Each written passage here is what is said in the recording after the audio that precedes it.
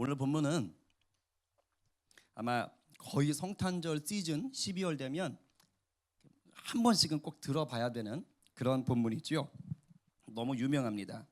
그래서 아마 이제 신앙생활 오래 하신 분들은 어느 정도 경지가 되냐면 벌써 딱 본문 읽으면 요 설교 하겠구나, 이런 내용이 나오겠구나, 이런 것들이 거의 이제 이렇게 딱 원고가 쓰여지는 분들도 있어요.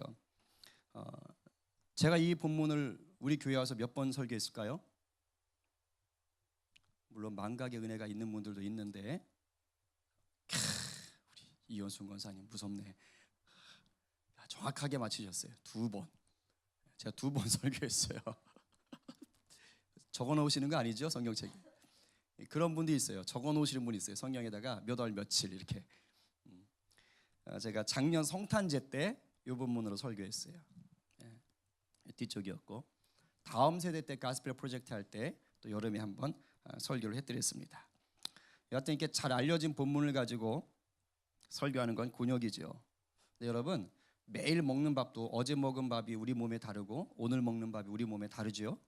그렇듯이 똑같은 본문이지만 이미 들은 본문과 또 오늘 듣는 본문이 주시는 은혜가 다를 줄로 믿습니다.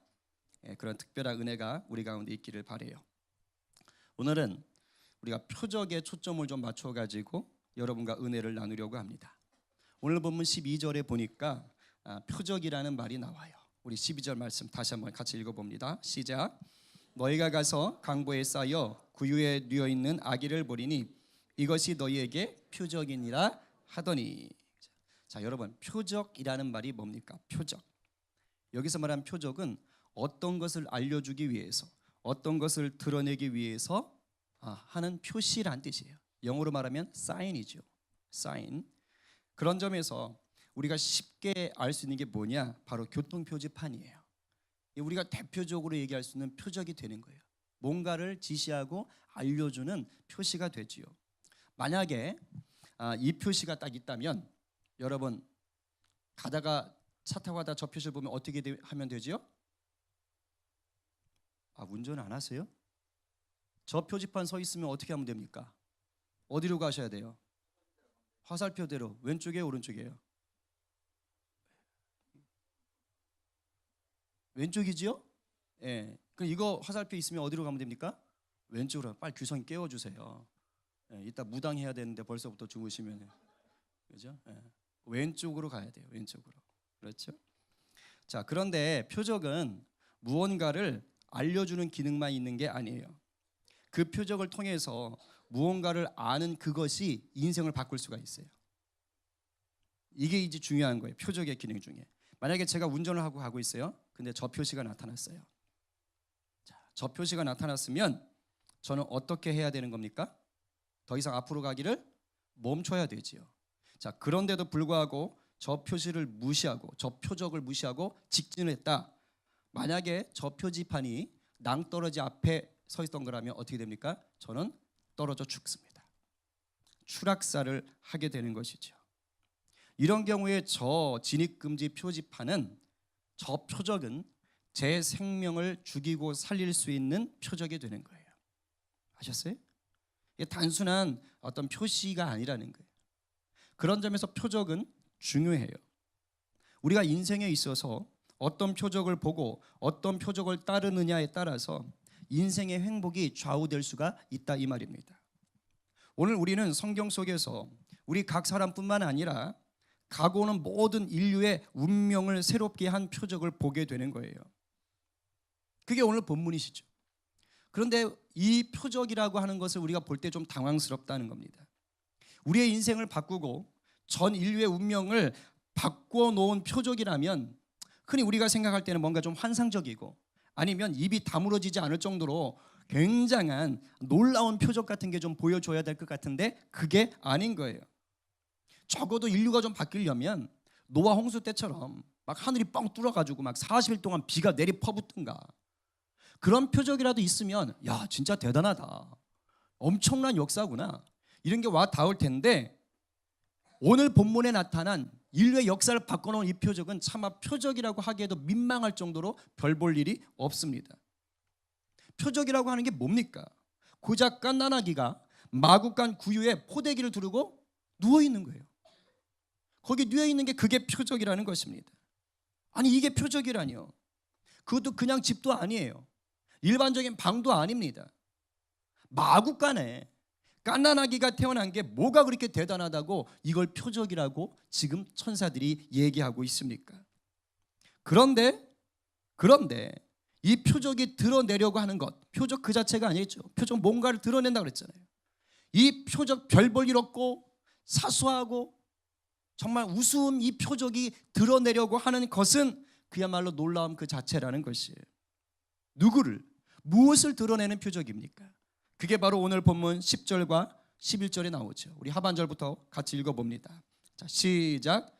내가 온 백성에게 미칠 큰 기쁨의 좋은 소식을 너희에게 전하노라. 오늘 다윗의 동네에 너희를 위하여 구주가 나셨으니 곧 그리스도 주시니라. 아멘.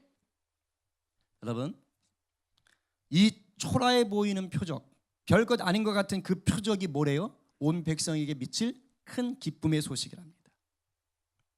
우리가 볼 때는 뭐야 이게? 그러나 그것이 우리에게는 큰 기쁨이 된다는 거예요. 왜요? 다윗의 동네에 구주가 나셨대요. 그 구주가 누구냐? 바로 그리스도랍니다. 주랍니다. 히브리어로 말하면 메시아죠. 구원자가 나셨다라는 거예요. 이 말을 지금 천사들에게서 목자들이 들은 겁니다. 굉장한 말이지요. 여러분들이 목자라고 생각해 보십시다. 목자들이 이 말을 들었을 때 뭔 말이래 이게? 뭐야 이거? 도대체 무슨 일이야? 이게 몰랐을까요? 전혀 생소했을까요? 못 알아듣는 말을 했을까요? 그렇지 않습니다. 목자들은요, 천사들이 이 얘기를 했을 때 단박에 알아들었어요. 이렇게 알아듣는 거예요. 왜냐하면 유대인들은 철저히 종교적인 민족이에요. 하나님 신앙으로 똘똘똘똘 뭉쳐 있습니다. 그래서 유대인들은 무엇을 알고 있었냐면 구약에서 예언된 메시아가 반드시 올 거다, 언젠간 올 거다라는 생각을 이미 다 하고 있었어요. 이걸 지식적으로 알고 있던 민족이었어요.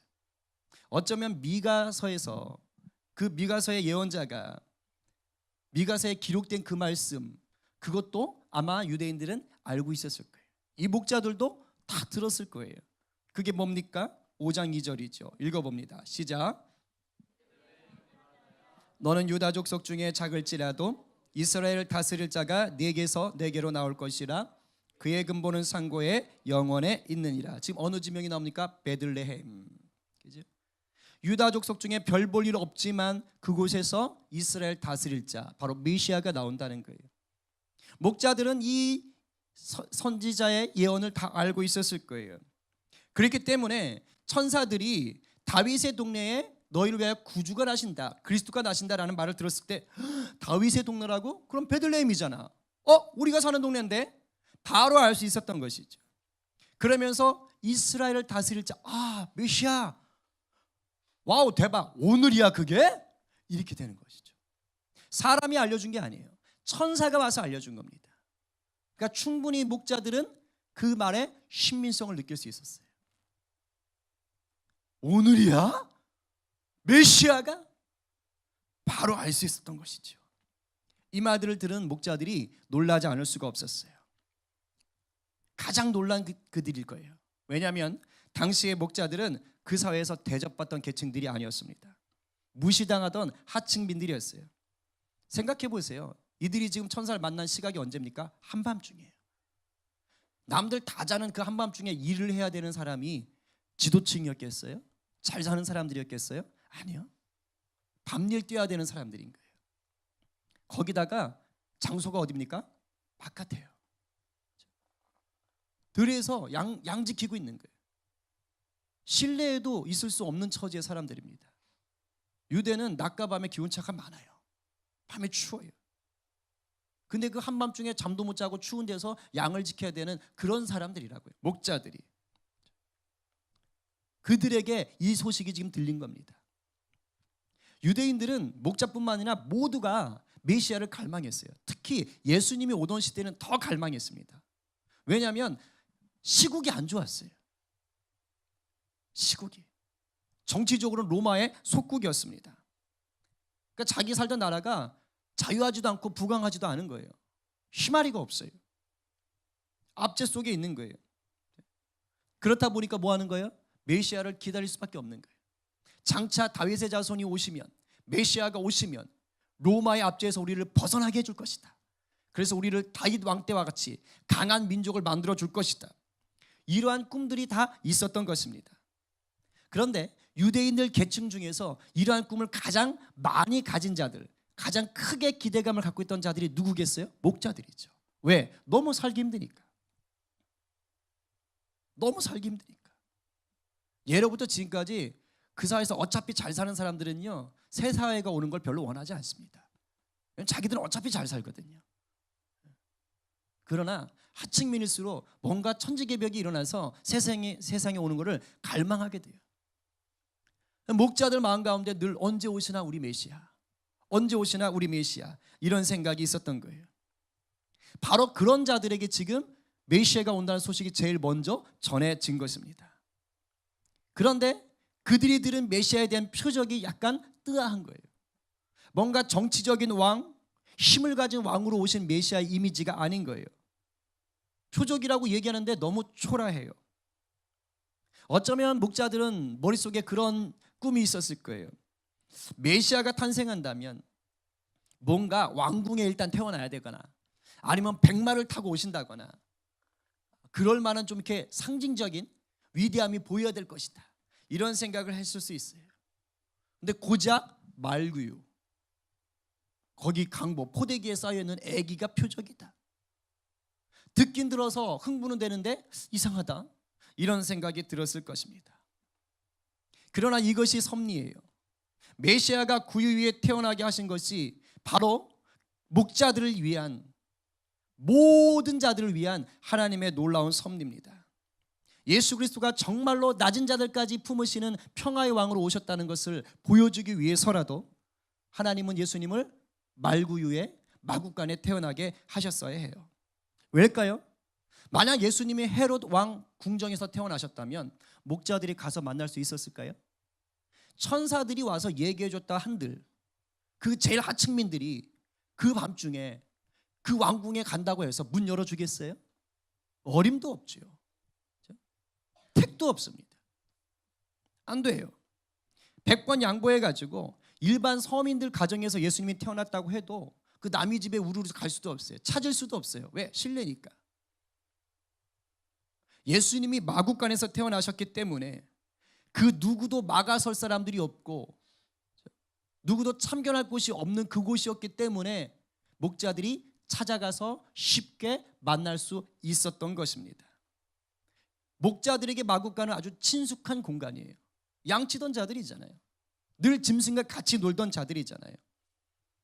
그들에게 마구간은 너무도 찾기 편한 곳이었어요. 마구간이었기 때문에 목자들이 제일 먼저 메시아 예수 그리스도를 만나는 그 특별한 은혜를 누릴 수 있었던 거예요. 예수님은, 이 예수님의 구유의 탄생이 주는 의미는요, 아까 말씀드렸던 것처럼 세상의 가장 낮은 자들까지도 품으시는 그 하나님의 사랑, 진정한 화목의 증거를 보여주기 위한 장소가 되는 것입니다. 놀라운 표적인 거예요. 여러분들은 인생 살면서 어떤 표적을 맛보고 싶으세요? 요한복음을 보면 표적이라는 말이 많이 나와요. 예수님이 일으키신 기적을 기적이라고 하지 않고 표적이라고 얘기를 합니다. 의도가 있어요. 아까 말했죠, 표적은 사인이라고요. 사도 요한은 예수님의 기적 자체에 집중하지 마라, 예수님의 그 수많은 기적들은 예수님을 보여주기 위한 사인일 뿐이다, 이것을 강조하려고 했습니다. 그런 점에서 오늘 누가는 표적이라고 얘기하는 것을, 오늘 이 강보에 쌓인 아기를 얘기할 때 진정한 의미, 표적의 진정한 의미를 우리에게 정확하게 전달하고 있는 거예요. 우리는 표적하면 자꾸 뭘 생각하느냐? 알라딘의 램프에서 나오는 기적 같은 것을 생각해요. 그런 대단한 기적이 내 삶에 좀 드러나기를 원하는 겁니다. 쉽게 말하면 예수 믿고 죽을 병이 확 나아버린다든가, 폭삭 망했던 집안이 다시 명문 집안이 된다든가, 별 볼 일 없던 자녀가 대성공을 해버린다든가, 뭔가 이러한 표적들이 우리 삶에 일어나기를 갈망합니다. 그러나 오늘 누가를 통해서 우리 가운데 보여주는, 우리 인류에게 보여주신 최고의 표적은 뭐예요? 그런 게 아니에요. 온 인류에게 보여준 최고의 표적, 온 인류를 행복하게 해줄 수 있는 최고의 선물은 그런 대단한 게 아니었어요. 고작 포대기에 쌓여 구유에 누인 아기였다 이 말입니다. 누추한 곳에 태어난 그 아기가 온 인류를 행복하게 해주는 표적인 거예요. 의도가 있는 거예요. 자칫 화려하고 대단한 표적은 표적 자체가 더 돋보일 위험이 있습니다. 이런 위험이 지금도 여전히 우리 삶에서 일어나고 있어요. 예수의 이름으로 귀신을 내쫓고 병을 낫게 하는 표적들 지금도 일어나지요. 제가 정말 그 사역 잘하시는 목사님을 알아요. 정말 그 사역 잘하세요. 귀신 잘 내쫓으세요. 예언하는 은사도 있으세요. 근데 그 목사님이 그런 얘기를 하세요. 성도가 앉는데요. 그리고 성도가 계속 바뀐대요. 왜 그런지 아세요? 병 고치면 가요. 귀신 나가면 가요. 그게 목적이에요. 그 교회에 오는 사람들의 목적은 표적, 예수가 아니에요. 그 목사님 대단한 능력을 가졌는데도 불구하고 마음에 근심이 있으시더라고요. 왜요? 사람들 가운데 예수가 아닌 그 대단해 보이는 표적에 눈독을 들였던 것입니다. 그래서 예수를 믿기보다 기적을 맛보는 일에 더 신경을 쓰는 거예요. 이게 모양만 조금 바뀌면 우리 가운데도 그대로 드러날 수가 있는 겁니다. 누가복음에 드러난 예수님의 탄생은 바로 이러한 위험을 시작부터 차단해 주는 거예요. 저는 오히려 너무 감사하더라고요. 너희가 무엇을 보고 무엇을 믿으려 하느냐. 이 아주 초라한 표적을 드러낸 이유는 우리에게 예수님께만 집중해라. 예수님께만 집중해라. 정확히 말하면 예수님 자체가 곧 너희에게 가장 위대한 표적이다 이 말하는 것입니다. 예수님 그분을 믿을 때만 죄 사함의 구원과 참 평화가 임할 수 있다. 지금 이것을 누가를 통해 성령은 보여주는 것입니다. 그렇다면 예수님의 이 구유 탄생 표적이 우리에게 말씀하시려는 것은 무엇일까? 아까 보았듯이 자회전 표시를 보면 우리가 좌회전해야 되고 진입금지 표적을 보면 우리가 더 이상 가면 안 되듯이 오늘 구유에 누인 아기 예수라는 표적을 본 우리는 두 가지를 삶에서 실천하기 위해서 노력해야 돼요. 오늘 본문을 통해서 제가 그것을 말씀드리는 거예요. 첫 번째는 뭐냐? 자신을 부인하는 겸손이 있어야 됩니다. 뭐라고요? 그냥 겸손이 아니에요. 나를 부인하는 겸손이에요. 나를 부인하는. 구유 위에 누우셨다는 것은요, 겸손의 극치를 보여주는 표적입니다. 신이 인간의 몸을 입었다는 그 자체가 대단한 겸손이에요. 그래서 이걸 자기 비하라고 말까지 했어요. 신학자들은. 신이 인간의 몸을 입는 것 자체가 불가능한데 그걸 하신 거예요. 근데 그걸 상징적으로 보여주는 사건이 바로 뭐예요? 바로 이 말구입니다. 감히 신이 인간의 모습을 하고 왔다는 것을, 그 초라한 것을, 그 한계 많은 것을 걸쳤다는 것을 보여주는 게 뭡니까? 구유 위에 태어난 평화의 왕 구세주라는 것입니다. 이게 바로 뭐예요? 철저한 자기 부인이에요. 자기 부인. 왜 구유에 태어나셨어요? 왜 신이 인간이 되셨어요? 우리 죄를 위해서예요. 우리를 구원하기 위해서예요. 그래서 자기의 누릴 수 있는 모든 전능함, 위대함을 다 포기하시는 거예요. 수많은 한계를 다 짊어지고 일부러 낮아진 것입니다. 이유는 단 하나네요. 뭐예요? 하나님과 우리를 화목하게 하기 위해서입니다. 철저한 자기 부인을 통해서 우리를 하나님과 하나 되게 하기 위한 것입니다. 자기 만족을 위한 것이 하나도 없었어요. 그것을 보여주는 게 바로 포대기 위에 쌓여 있는 구유 위에 누인 악입니다. 우리는 어떻습니까? 우리는 어때요? 예수님은 정작 이 구유 위에 오셨는데 우리는 도통 구유 위에 있기를 싫어해요. 너무너무 구유에 있는 거 싫어해요. 예수를 믿고 어떻게 해서든지 더 좋은 자리, 더 높은 자리에 올라보려고 애를 씁니다. 물론 제 말이 사회적으로 성공하거나 높은 지위에 오르는 것 자체가 무조건 나쁘다는 게 아닙니다. 오를 수 있으면 높은 자리에 올라가세요. 영향력을 드러낼 수 있는 곳으로 올라가십시오. 단지 철저하게 자기 부인을 하는 겸손의 사람이 되시기 바랍니다. 이게 중요한 거예요. 예수님은 공생의 기간 동안 완전한 인간이셨지만 또한 하나님의 위대한 능력을 드러내는 전능함을 보이셨어요. 기적을 행하셨어요. 오병이어 사건들, 무리를 걷는 것들, 죽은 자를 살리는 것들, 수많은 병자들을 살리는 것들, 귀신을 내쫓는 것들. 근데 그 모든 것들이 자기 자랑을 위한 건 하나도 없었습니다. 하나도 없었어요. 오로지 누굽니까? 그들이에요. 그들을 위로하고 치유하고 궁극적으로 죄를 사하시고 하나님과 화목하게 하기 위해서 예수님은 기적을 행하신 것뿐입니다. 위대한 일을 행하실 수 있었지만 그것이 자기 자랑을 위한 것이 아니었습니다. 이렇게 사셨던 예수님이 자기 부인의 겸손을 드러낸 최고의 절정적인 사건이 뭡니까? 십자가예요. 십자가. 예수님은 인생 자체가 자기 부인의 겸손입니다. 구유에 태어나셔서 가장 수치스러운 십자가에서 달려 죽으셨어요. 육신의 삶은 철저히 자기 부인이고 철저히 겸손이었어요. 누굴 위해서? 하나님을 위해서. 누굴 위해서? 우리를 위해서. 자기 자신을 높이게 하는 것이 하나도 없었어요. 제가 오늘 말씀을 준비하면서 제 자신을 많이 돌아봤어요. 자기 부인을 향한 겸손이 정말 있는가? 있는가? 저 같은 목사를 비롯해서 우리 직분자들 또 교회 생활 오래 하신 분들 특별히 조심해야 됩니다. 특별히 조심해야 돼요. 나도 모르게 교회 안에서 목이 뻣뻣해지고 어깨에 힘들어가기 쉬워요. 교회는요 주식회사가 아닙니다. 명심하셔야 돼요. 주식회사 아니에요. 직분 가지고 신앙 경력 가지고 헌금의 액수 가지고 교회 안에서 지분 가지려고 하면 안 돼요. 내가 일부러 지분을 가져야지 하는 게 아니라 마귀가 그렇게 만든다 이 말이에요. 내가 이 정도 하니까 이 정도는 대접받아야지, 이 정도는 내가 행사해야지. 이런 사람들이 가끔 교회 안에 나타나요.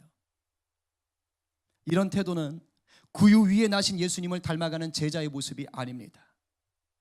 제가 말씀을 준비하면서 혹시 내 안에 이런 모습들이 있진 않나? 있어요. 한편 많이 찔렸어요. 예수님은 구유 위에 오셨건만 나는 그 구유가 싫어가지고. 오늘 우리에게 정말 새겨봐야 될 말씀. 은연중에 내 체면, 내 경력, 내 자리 생각하는 사람은 구유 위에 나신 예수님을 만나지 못한 사람이에요.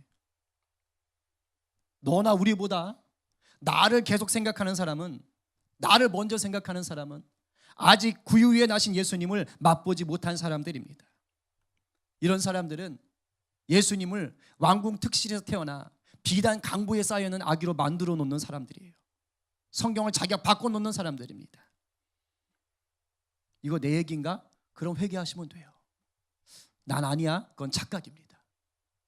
저나 여러분 모두는 예수님처럼 철저한 자기 부인의 겸손을 갖추어야 될 죄인들이고 연약한 자들입니다. 원하기는 저와 여러분 모두가 더욱더 자기의 자신을 부인하고 예수님처럼 겸손의 삶을 살아내는 순전한 하나님의 자녀 되기를 간절히 축원합니다. 두 번째, 우리가 구유에 누인 아기 예수님의 표적을 본 자로서 우리는 복음을 증거해야 돼요. 우리 아까 권영희 권사님 기도 중에 우리가 복음 증거하는 교회가 되게 해주세요. 되게 해주세요. 이거 그냥 무슨 이빠른 구호 아닙니다. 예수님의 탄생부터 바로 이 메시지가 우리 가운데 들어오고 있어요. 우리 17절 말씀 같이 읽어봅니다. 시작. 그들은 이것을 보고 나서 이 아기에 관하여 자기들이 들은 말을 사람들에게 알려주었다. 여기서 목자들의 말을 들은 사람들이 누굴까요? 상황적으로 보면 일단 마구간에 모여있던 사람들이 확률이 제일 높아요. 1차적으로는 요셉과 마리아겠죠. 그리고 보니까 사람들 모두라고 했으니까 좀 더 있었던 것 같아요. 그곳에 있었던 사람들, 아니면 그 마구간이 있는 그 집, 이게 뭐 딸려 있으니까 거기 있는 사람들일 수 있을 거예요. 근데 재밌는 것은요, 성경이 목자들이 자기가 들은 말을 사람들에게 알려주었다라는 구조를 넣었다고요. 여러분들이 이게 아무렇지도 않은 것 같지만 저는 되게 이상했어요. 옛날에 못 봤는데 말씀을 준비하다 보니까 이 문장이 보였어요. 어라? 어차피 마구간에 있는 사람들 다 뭐 봤어요? 목자들보다 먼저 예수님 봤어요. 마구간에 있던 사람들이 엄밀히 말하면 목자들보다 예수님을 먼저 본 사람들입니다. 그런데도 이 구절을 넣은 이유가 뭘까요? 바로 복음의 원리 때문에 그래요. 복음의 진리 때문에 그렇습니다. 마구간에 아무리 많은 사람이 있었어도 마리아와 요셉을 제외하고는 그 태어난 아기가 메시아라는 사실을 몰라요. 이게 중요한 거예요. 수천 수만 명이 그 자리에 있었어도 마리아 요셉 외에는 이 아기가 메시아였어? 전혀 모릅니다. 아무도 알려주지 않았기 때문이에요. 목자들이 그곳에 도착하기 전까지 그곳에 모였던 사람들에게 예수는 빈방이 없어서 구유에서 태어난 불쌍한 아기에 불과했어요. 그런데 목자들이 나타나서 천사에게 들은 말과 천군 천사의 합창을 본 것을 얘기했을 때 비로소 그때 사람들이 예수님을 새롭게 보기 시작한 거예요. 그 전까지는 그저 구유 위에 있는 애기예요. 누군가 그런 생각도 했을 거예요. 속으로 저 같은 사람은 야, 쟤 진짜 재수 없다. 아니 해필이면 이렇게 혼잡할 때 태어났어. 호적한다고 사람들 죄다 몰려왔는데 아유 방도 없는데 참 재수 없네. 어쩌다 이렇게 구유에서 태어났을까? 아마 저 같으면 그런 생각을 했을 것 같아요. 이런 자들에게 목자들이 와서 지금 뭐라고 하는 거예요? 한 명이 아니에요. 목자들이에요. 여러 명이 와서 이구동성으로 흥분해서 외치고 있는 거예요. 오, 진짜야! 야, 저 아기! 여러분, 메시아예요, 메시아! 상상이 가세요? 저 아이가 바로 우리가 찾던 그 메시아라고요. 그리스도예요. 천사가 얘기해 줬어요. 밤에 우리가 양치고 있는데 천사들이 나타나서 얘기해 주고 합창까지 했어요. 절대 거짓말 아니에요. 미가 선지자에게 얘기했던 그 다윗의 동네 베들레헴 바로 여기잖아요. 지금 다들 흥분해서 외치고 있는 겁니다. 상상이 돼요? 말씀을 읽을 때 특별히 이런 사건은요, 여러분들이 상상을 많이 하셔야 돼요. 이 말이 들려지자 그 이전과 이유가 어떻게 달랐을까요? 분위기가 확 바뀌는 거예요. 그곳이 술렁대기 시작하는 거예요. 18절은 이것을 이렇게 표현합니다. 읽어봅니다. 시작. 듣는 자가 다 목자들이 그들에게 말한 것을 놀랍게 여기되 여러분들은 그냥 지나가면서 읽었을지 모르지만 지금 그곳이 뒤집혀버린 거예요. 여기서 놀랍게 여기다라는 헬라어 원어의 뜻은요, 여러분들이 뭐 쥐나 뱀을 보고 어머 깜짝이야 이런 게 아닙니다. 그런 식으로 놀라는 게 아니라 경탄하다, 기이하게 생각하다 이런 뜻이에요. 그러니까 사람들이 그 얘기를 들었을 때 뭐? 메시아야? 저 아기가? 와우! 이렇게 되는 거예요. 완전히 상황이 바뀐 것입니다. 여러분, 이게 복음이에요. 이게 기쁜 소식이에요. 수많은 아기들 중 하나였던 그 아기가 이제 새롭게 보이는 겁니다.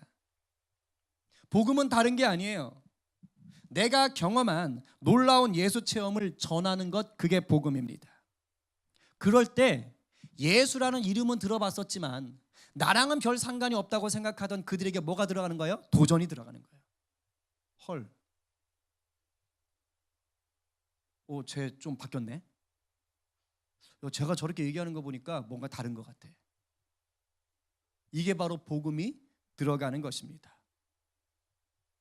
목자들의 이 복음 전파가 있었기 때문에 마리아는요, 자기가 천사를 통해서 들었던 그 예수의 나심을 확증할 수 있었던 거예요.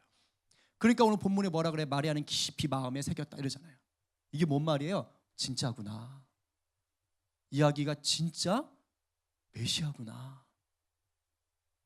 목자들의 그 복음 전함이 마리아에게는 확증으로 다가왔던 것입니다. 복음이 이런 능력이 있는 거예요. 예수의 표적은 증거할 때 복음이 됩니다. 복음은 복음으로 흘러가야 가치가 있습니다. 저와 여러분은 천사들에게 복음을 들었던 한밤중에 목자들과 같아요. 목자들은 그 표적을 직접 체험하고 믿었습니다. 그리고 거기서 멈춘 것이 아니라 전했어요. 얘기했어요. 우리도 그렇게 살아야 합니다. 주일 새세명 축제 때 우리 조자매님께서 자신의 예수 체험을 간증하셨지요. 자신의 삶 속에서 나타났던 예수의 표적을 우리에게 전해줬어요. 정말 저는 그 생각을 했어요. 설교보다 더 은혜롭다. 제 마음이 뜨거워졌어요. 그 예수님 맞다. 나도 내 인생에서 그런 예수님 만났었지. 여러 차례 만났었지. 아마 여러분들도 저마다 예수님을 체험한 표적들이 있을 거예요. 어떤 분들은 눈물 속에 만났을 것이고, 어떤 분들은 기쁨 속에 만났을 것이고, 어떤 분들은 광야 같은 시간 속에 예수님을 만났을 거예요. 그런데 그 예수님이 여러분만의 예수님이 아니라 이 말입니다.